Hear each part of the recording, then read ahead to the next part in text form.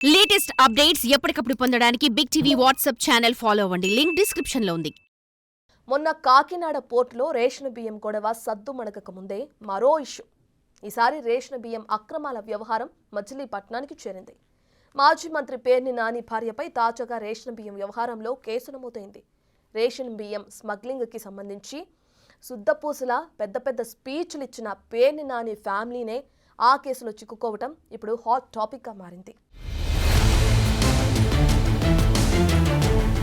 Ration బియ్యానికి YCP లీడర్లకు ఉన్న సంబంధం ఏంటో తెలియదు కానీ మొన్నటి వరకు కాకినాడ తీరాన్ని ఒక ఊపు ఊపిన రేషన్ తుఫాన్ ప్రస్తుతం మచిలీపట్నం తీరానికి చేరింది. వైసీపీ నేత మాజీ మంత్రి పేర్ని నాని సతీమణి పేర్ని జయసుధపై బుధవారం కేసు నమోదు చేశారు పోలీసులు. కృష్ణా జిల్లా పౌర సరఫరాల కార్పొరేషన్ అసిస్టెంట్ మేనేజర్ కోటిరెడ్డి ఫిర్యాదు మేరకు బందర్ పోలీస్ స్టేషన్లో కేసు నమోదు చేశారు పోలీసులు. మచిలీపట్నం మండలం పొట్లపాలెంలో తన సతీమణి జయసుధ పేరిట గోడౌన్ నిర్మించారు పేర్ని నాని. దీన్ని సివిల్ సప్లైస్ శాఖకు బఫర్ గోడౌన్ గా అద్దెకిచ్చారు. వార్షిక తనిఖీల్లో భాగంగా 10 రోజుల క్రితం పేర్ని జయసుధకు చెందిన గోడౌన్ ను పౌర సరఫరాల శాఖ అధికారులు తనిఖీ చేశారు.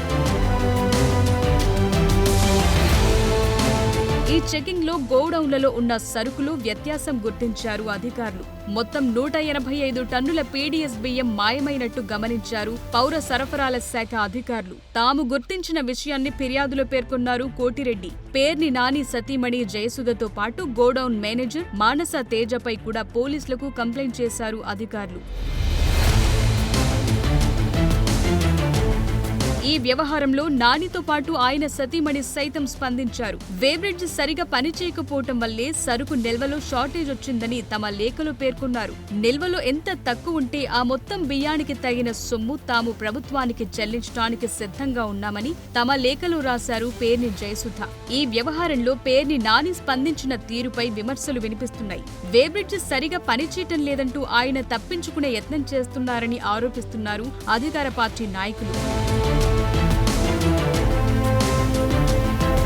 నానిపై క్రిమినల్ కేసులతో పాటు 1,80,00,000 రెట్టింపు జరిమానా విధించాలని సివిల్ సప్లైస్ సీఎండీ ఆదేశాలు జారీ చేశారు. మచిలీపట్నంలో నానికి చెందిన 4,000 మెట్రిక్ టన్నుల సామర్థ్యం కలిగిన గోడౌన్ను 2020లో లీజుకు తీసుకుంది ప్రభుత్వం. తన గోడౌన్లో ఉన్న బియ్యంలో తరుగు వచ్చిందని గత నెల 27న కృష్ణా జిల్లా జాయింట్ కలెక్టర్కు లేఖ రాశారు నాని. దాదాపుగా 3,200 బస్తాల్లో తరుగు ఉందని, ఈ మేరకు తాను సొమ్ము చెల్లిస్తానని లేఖలో పేర్కొన్నారు. నాని లేఖ రాయటంతో గత నెల చివర్లో ఈ నెల మొదటి వారంలో తనిఖీలు నిర్వహించారు అధికారులు. ఈ సందర్భంగా బయటపడ్డ నిల్వ తరుగుపైనే నాని సతీమణిపై కేసు నమోదు చేశారు పోలీసులు.